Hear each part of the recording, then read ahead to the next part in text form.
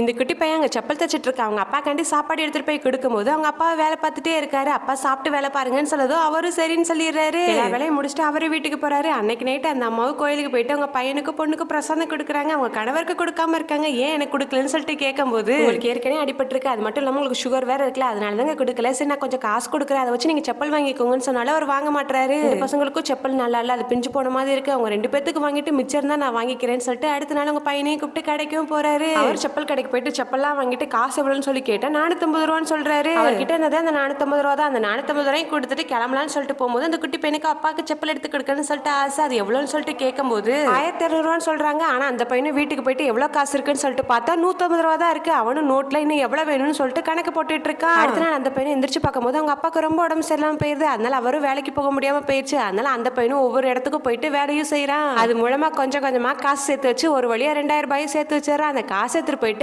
ஆசையா செப்பலையும் வாங்கிட்டு வீட்டுக்கு போய் பார்த்தா வீடு பூட்டி கிடக்கு. அவனும் பக்கத்துல கேட்டு ஹாஸ்பிட்டலுக்கு போய் பார்த்தா அவங்க அப்பா காலை எடுத்து வச்சிருக்காங்க. அந்த காலை அடிபட்டு செப்டிக் ஆனதுனால அவங்க அப்பா காலை எடுக்க வேண்டியதா போயிடுச்சு.